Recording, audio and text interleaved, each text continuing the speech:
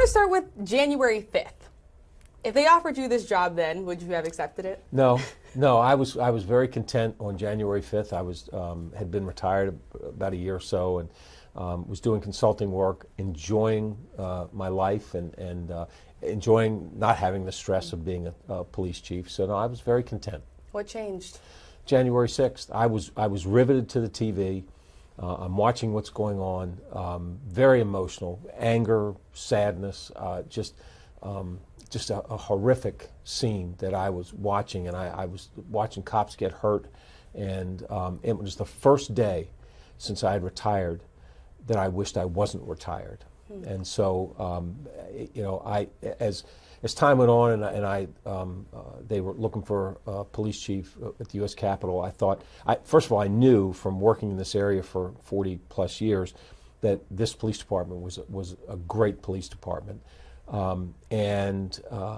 just felt like my experience of being in the National Capital Region for so many years, being a chief for 21 years in this area, that I had some experience that I had to offer that would help this department. And so that's what motivated me to do it, and I'm happy to be here. Take me through what you felt seeing some of those images that day, seeing officers that you worked alongside with outnumbered and overwhelmed on January 6th. It was just an awful sight. You know, for many cops, and many of us have been in situations like that. Now, I can tell you, I was never in any situation as intense that lasted as long as it did on January 6th.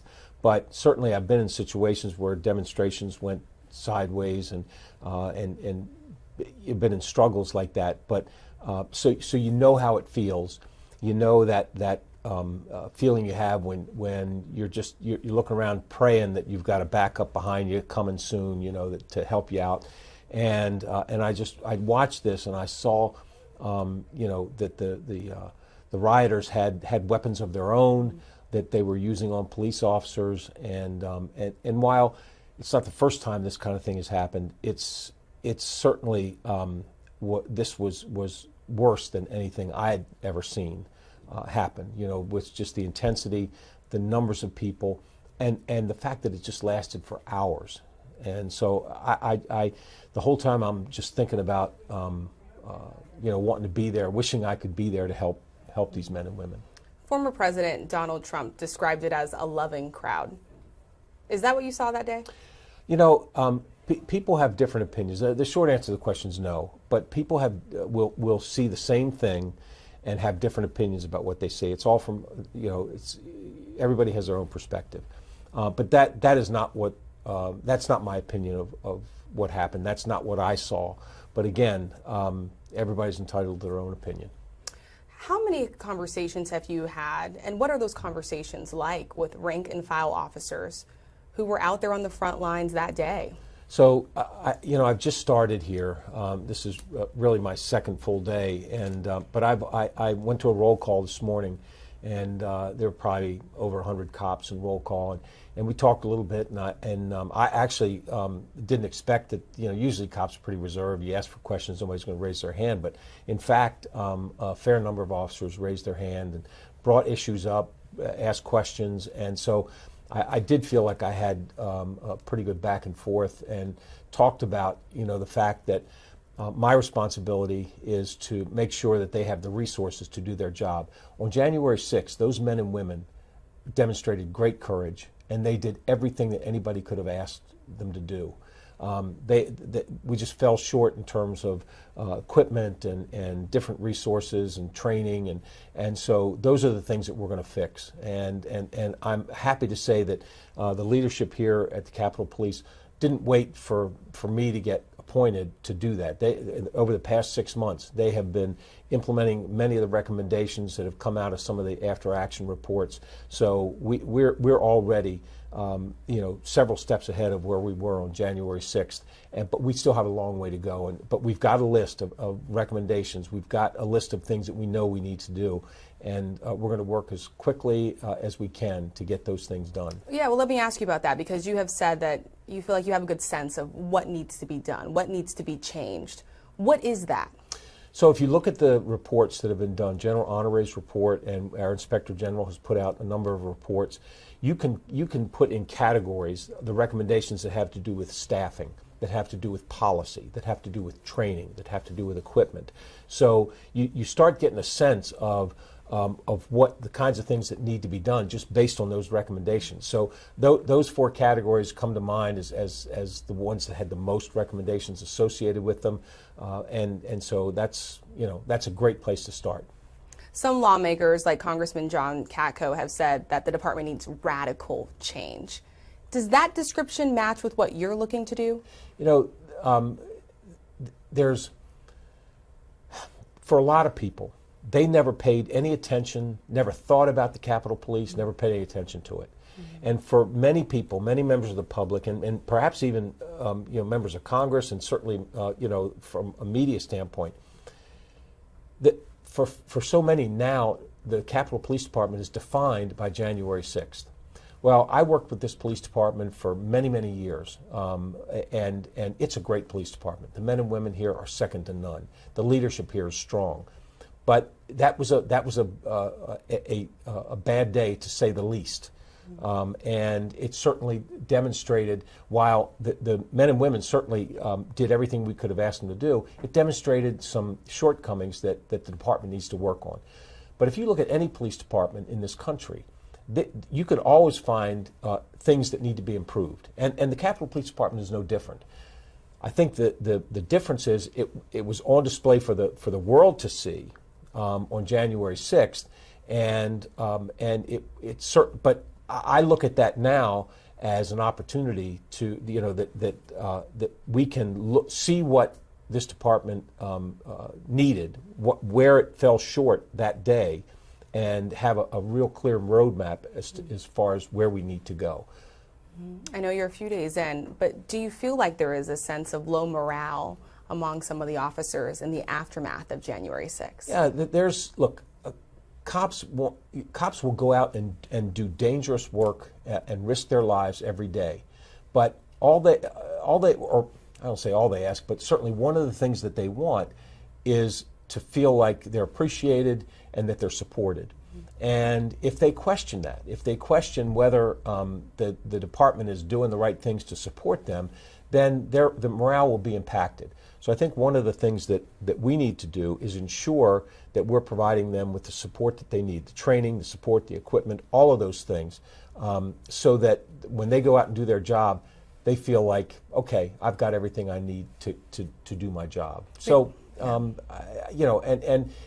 so we have some work to do to, reinstill that confidence of our folks so that they know that we've got their back. I'm sure that's a big priority for you. We've heard from the union that some younger officers have talked about transferring to different departments. How quickly can those things go into effect to boost morale? Well, as I said, there have already been some things that have been started and done. There's other things that are in process and are going to get done quickly. But this is a long-term process. Some of the things that we want to do, I can't control. I'm going to have to get the funding from Congress to implement some of these changes, and that's a longer-term fix. The things that I can control, we'll get them done as quickly as we can.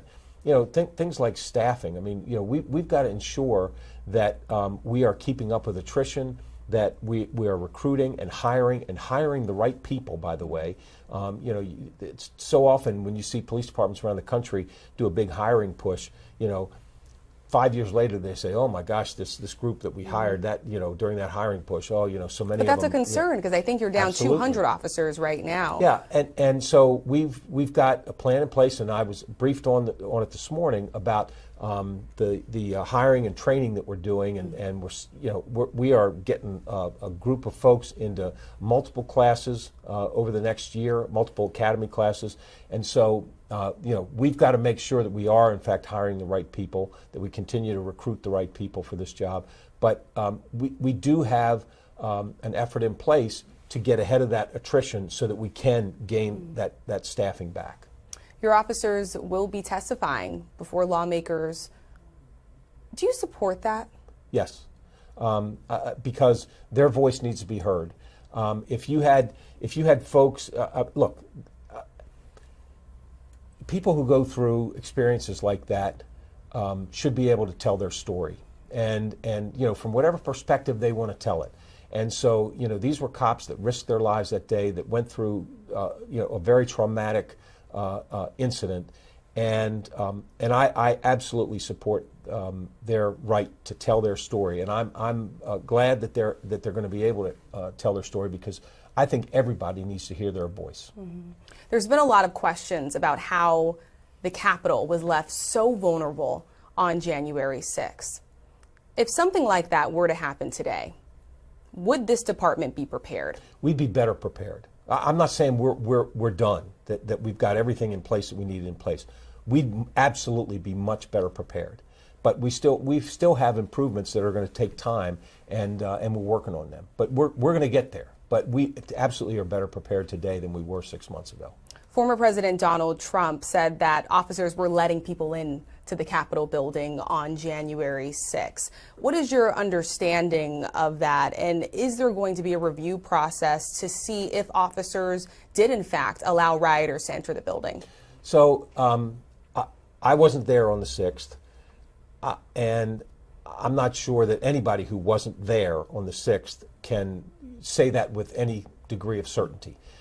There have been a number of reports and investigations done already, and after actions, and I certainly have the benefit of having read all of those reports, and know that there are additional reports that will be put out in the next few months.